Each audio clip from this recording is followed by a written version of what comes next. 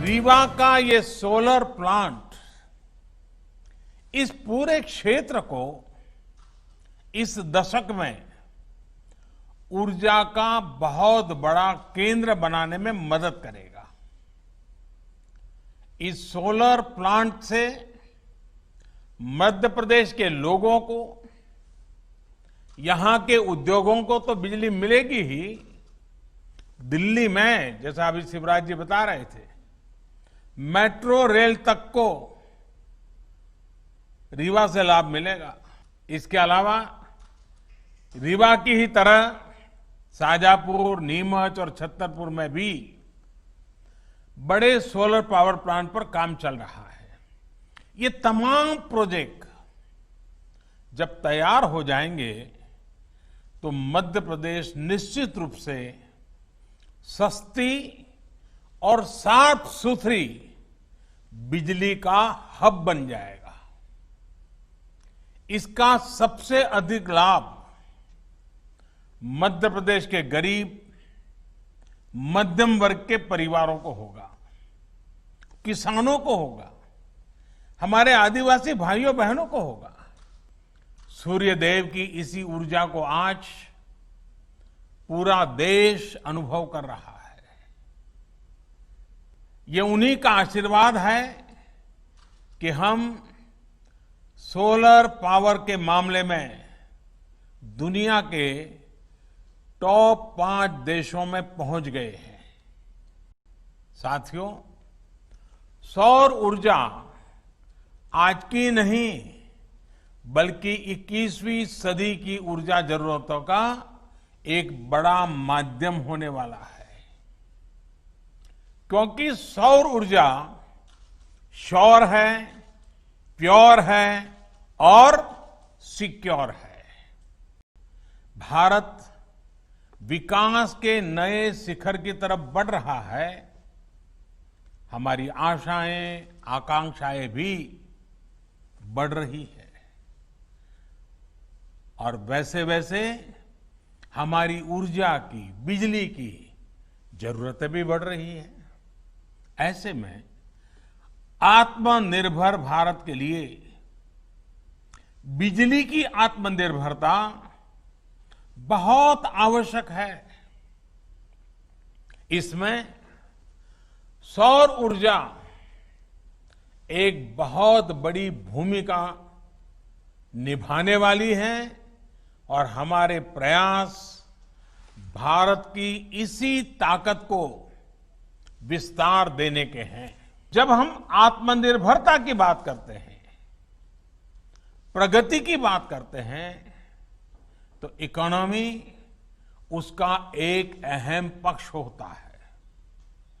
पूरी दुनिया के नीति निर्माता बरसों से दुविधा में है कि इकोनॉमी की सोचे या एनवायरनमेंट की सोचे। इसी ऊहापोह में फैसले कहीं एक पक्ष में लिए जाते हैं और कहीं दूसरे पक्ष में लिए जाते हैं। लेकिन भारत ने ये दिखाया है कि ये दोनों एक दूसरे के विरोधी नहीं है, बल्कि एक दूसरे के सहयोगी हैं। जिस तरह से भारत में सोलर पावर पर काम हो रहा है, ये चर्चा लगातार होने वाली है, चर्चा बढ़ने वाली है और लोग भारत से सीखने का प्रयास भी करने वाले हैं। ऐसे ही बड़े कदमों के कारण भारत को क्लीन एनर्जी का सबसे अट्रैक्टिव मार्केट माना जा रहा है। आज जब रिन्यूएबल एनर्जी की तरफ ट्रांजिशन को लेकर दुनिया में चर्चा होती है, तो इसमें भारत को मॉडल के रूप में देखा जाता है।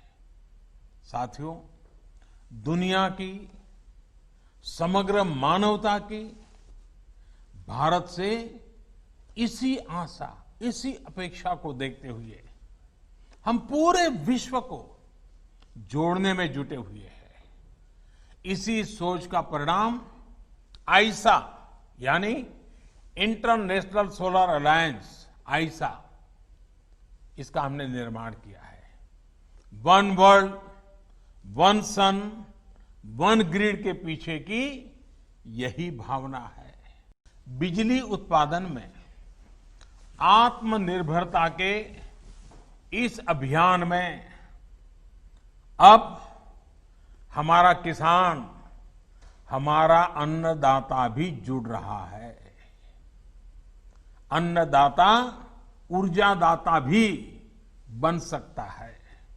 साथियों, हमारा किसान आज इतना सक्षम है, इतना संसाधन संपन्न है कि आज वो एक नहीं, दो तरह के प्लांट से देश की मदद कर रहा है। एक प्लांट तो वो है जिनसे पारंपरिक खेती होती है और जो सदियों से करता आया है, और हम सभी को अन्न मिलता है, भोजन मिलता है। किसान हमें भूखा नहीं रहने देता है, उसके लिए वो पसीना बहाता है। लेकिन अब दूसरे तरह की भी प्लांट भी हमारे किसान के लिए अवसर बनाकर के उसके खेत में दस्तक दे रहा है, और जिससे खेत की आवश्यकता, घरों की आवश्यकता, वहां तक बिजली पहुंच भी सकती है। जो पहला प्लांट है, जो पारंपरिक खेती है, वो हमारा किसान ऐसी जमीन पर लगाता है जो उपजाऊ होती है। लेकिन ये जो दूसरा सोलर एनर्जी प्लांट है, ये ऐसी जमीन पर भी लगेगा जो जमीन उपजाऊ नहीं है, पानी नहीं है, फसल के लिहाज से वो जमीन अच्छी नहीं है। यानी कि किसान की वो जमीन जहां फसल उगाने में बहुत खर्चा हो जाता है और कोई गारंटी नहीं होती है, अगर बारिश थोड़ी ऊपर नीचे हो जाए तो सब बर्बाद हो जाता है, उस जमीन का उपयोग भी होगा। उससे भी किसान की आमदनी बढ़ सकती है। कुसुम योजना के माध्यम से आज किसानों को अतिरिक्त जमीन पर ऐसे सोलर प्लांट लगाने में मदद करने की योजना काम कर रही है। खेतों में ही जो सोलर बिजली पैदा होगी, इससे हमारे किसान अपनी जरूरतें भी पूरी कर पाएंगे और अतिरिक्त बिजली को बेच भी सकेंगे। मुझे पूरा विश्वास है कि मध्य प्रदेश के किसान साथी भी अतिरिक्त आय के इस साधन को अपनाने और भारत को पावर एक्सपोर्टर,